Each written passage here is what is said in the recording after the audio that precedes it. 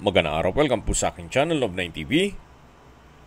Meron po ba kayong mga properties na napapabayaan or non-performing assets? Plan nyo ibenta, pero wala kayong oras sa pagbenta nito. Kung ito'y pagkakatiwala nyo po sa amin, tawag lang po kayo sa aking numero. Usap po tayo, gawan ko po ng video for free. Yes, libre po, wala po kayong babayaran. Tutulungan pa namin kayong mabenta inyong property. Kami na po bala sa marketing, sa boosting or paid ads. Even sa tripping, hindi na po kayo mapapagod sa pag-entertain ng mga buyers. Kami na po bala sa lahat. Tawag lang po kayo. Nandito po tayo ngayon sa Muntinlupa City kung saan meron po tayong bagong video presentation, isang brand new residential commercial building. Napaganda po ng lokasyon itong property, gawa ng napakalapit lang po sa lahat. Kaya ng SM, sa Pepsi Cola, at lahat ng business establishments. Pati po government offices. Mula po dito sa main highway, ang building po ay walking distance lang. Siguro mga 5 meters. So ilang steps lang po. Nandito na po tayo sa property binebenta kung saan ito po'y brand new. May lot area po ito na 239 square meters at may floor area na 500 square meters more or less. 3-story po ito. Ang ground floor ay may commercial space na glass enclosed, then roll up and down. May toilet and bath, kitchen, storage area, laundry area, at may roof deck. Then sa second floor and third floors ay meron pong 12 units na condo type apartment. May built-in cabinet, aircon, shower water heater, may individual laundry area sa roof deck, then may balconies, fully tiled din po ang hallway, at lahat pong units ay meron na pong individual ng electric and water meter. At dito po sa harapan ay meron pong 4-car garage. Check po muna natin itong commercial space dito sa ground floor. So marami pong pwedeng umupa dito. Pwede pong 7-Eleven, Alphamart, Dali. So kung ano man pong mga convenience store. Gawa nang yan po ang nakadisenyo. So, every corner, meron pong mga outlet. Naka-tile flooring na rin po ito. Then, naka-LED lights.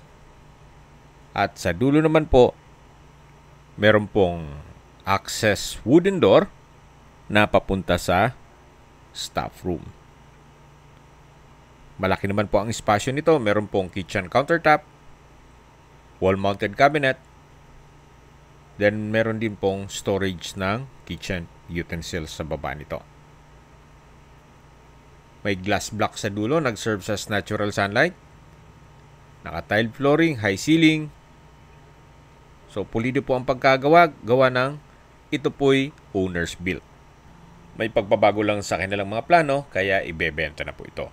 Ito po yung shower room na naka-tile bathroom wall at may overhead shower. Then, nakabukod po ang banyo.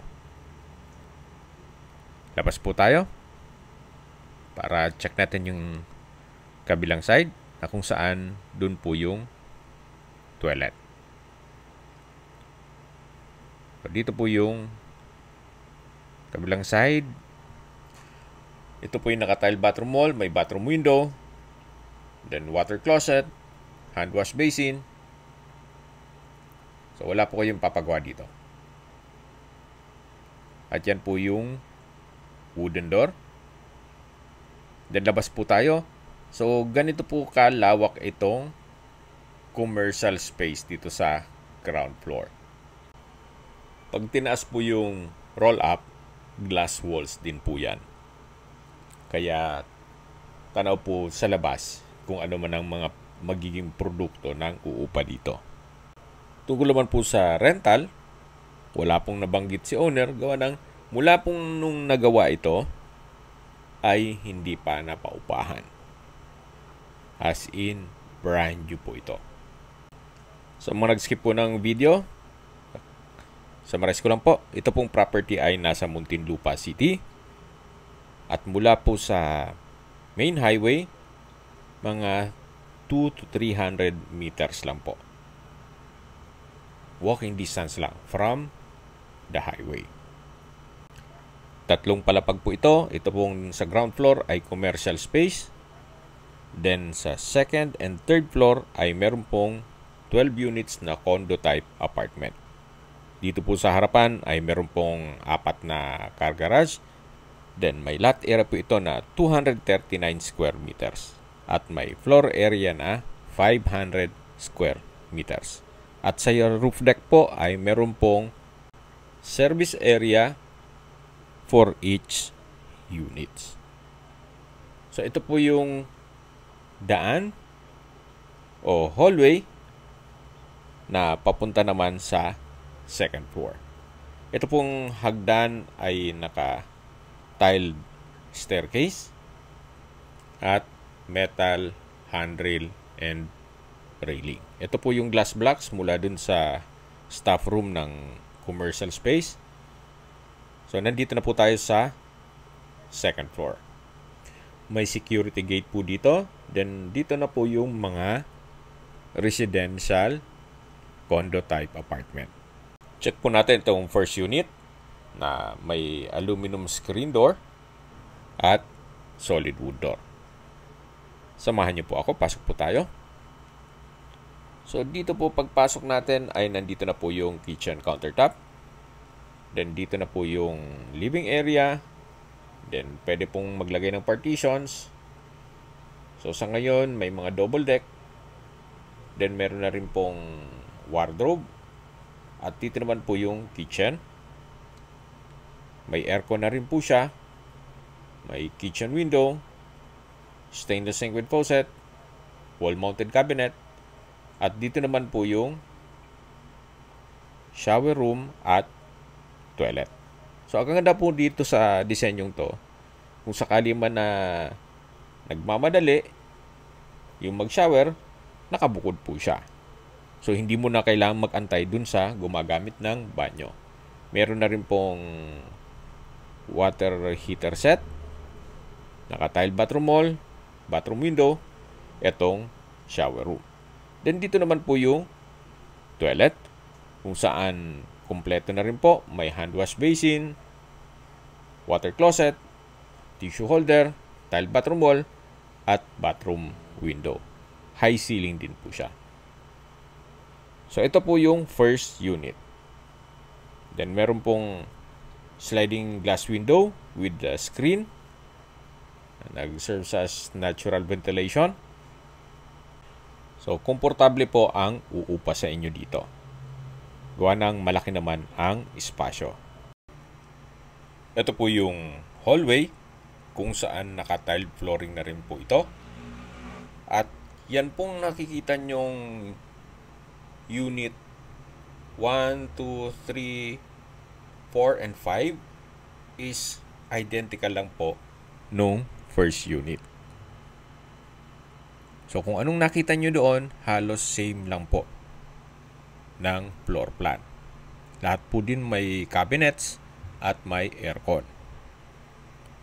Then, ito pong balkonahe ay meron din pong fire exit. So, ganun din po sa likod, meron din pong balkonahe. So, mula po yan sa third floor, pababa sa ground floor. Naka-tile flooring na rin po dito at stainless po itong railing at handrail. So, yan po yung mga condo type apartment unit. Bali po, dito sa second floor ay meron pong 6 na units. Lahat po yan may aircon at may sariling toilet and bath. Then, shower room. So, mula naman po dito sa second floor, yan po yung steel gate. Ito po yung last unit o unit 6. Then, ito po yung hallway. Yan po yung hagdan na papunta naman sa third floor. Naka-tiled staircase na rin po dito. Samahan niyo po ako, akyat po tayo. So, dito po sa third floor ay meron din pong security gate. Then, 6 na units din po meron dito. So, same floor plan pa rin po. Studio type lang siya. Dito po sa harapan o pagpasok nyo pa lang, nandun na yung kitchen countertop. Then, meron din pong shower room. Then, toilet. Nakabukod po lahat. Meron din pong wardrobe. Then, sa kusina, may kitchen cabinet, kitchen countertop, at lahat ng units ay may aircon. So, dito naman po ay may another hallway. Ito naman po yung papunta sa roof deck. So, dito po ay kung ano yung disenyo ng hagdan sa baba hanggang second floor, ganun din po. Naka-tiled staircase, then metal railing at handrail. Lahat pong units ay may drying cage o service area. Kaya kung susumahin nyo po, baka 15,000 to 18,000 per unit dun sa residential condo apartment. Gawa ng malaki din po itong drying cage nila o service area. Yung commercial space po ay meron din pong drying cage o service area. Ganun po kaganda ang disenyo nitong residential commercial building. Hindi lang sa location niya, kundi pati itong pagkagawa. Then dito po yung fire exit, yung kaninang pinakita ko sa inyo. So mula po dito, pababa po yan hanggang second floor, hanggang ground floor. So mapapansin nyo po, quality po ang pagkagawa, hindi po tinipid. Gawa ng ito'y owner's built. Nagkataon lang na meron mga pagbabago sa kanilang plano, kaya ibebenta na lang ito. Then meron din pong solar power. Okay, sa distance, location at travel time portion na po tayo. Ito pong property o itong building ay malapit po sa lahat. Gaya ng SM Center Muntinlupa, LTO Muntinlupa, pabrika ng Pepsi Cola. Malapit din po ito sa Mercury Drug, Chowking, Burger King, McDonald's, at iba pang business establishments. Pati po government offices.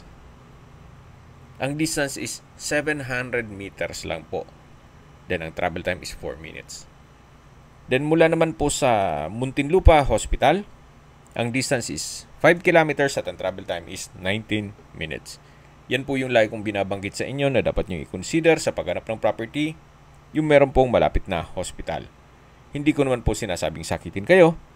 Yan naman po for emergency purpose lang naman. At mula naman po sa Makati at BGC, ang distance is 26.8 kilometers at ang travel time is 42 minutes. Kung manggagaling naman po sa airport, ang distance is 22.8 kilometers at ang travel time is 36 minutes. Okay, sa presyo na po tayo. Binibenta po ito ni owner sa halagang 35 million pesos. Para sa akin po, fair deal na rin. Gawa ng sa mahal po ng construction cost, gaya ng material and labor. At ganito pa pong hindi tinipid tong building, fair deal na rin po. At syempre, yung presyo pa po nitong lupa. Para po sa isang income generating property, hindi na rin po masama yung ganitong presyo. At least, ready for operation na po. Kumbaga, i-manage nyo na lang. So, depende pa rin yan sa inyong assessment dito sa property. Yan naman po'y opinion ko lang naman. Kung may mga katanungan po kayo, tawag lang po kayo sa aking numero. At sa mga kababayan naman natin na sa ibang bansa, meron po akong Telegram. Sa mga iPhone user naman, may iMessage. Meron din pong Imo, Skype, Viber at WhatsApp. Same number lang po, 0917-316-3399. Sa mga nagtatanong naman po ng aming Facebook, meron po kaming Facebook page na Nov9TV at Facebook Real Video. Meron din pong TikTok at Instagram. May ibang YouTube channel po kami na The Nov9TV Channel, Nov9TV Listings, Nov9TV On The Spot, at Nov9TV Updates. Sana po naibigyan nyo ang video presentation. Paki-like and subscribe na lang po sa aking channel para ma-update din po kayo sa aking future listings. Kung sakali po hanap nyo yung mas malaking sukat ng lupa, meron din po kami ibang listings na pwede nyong pagpilian. Huwag po kayo mag-atubiling tumawag sa amin, then let us know your budget para malaman namin kung anong property pwede namin i-alok sa inyo. Sa lahat pong viewers, subscriber at nagtiwala po sa amin, salamat po sa suporta. Ingat po kayo lagi at yung pamilya. Maraming salamat po.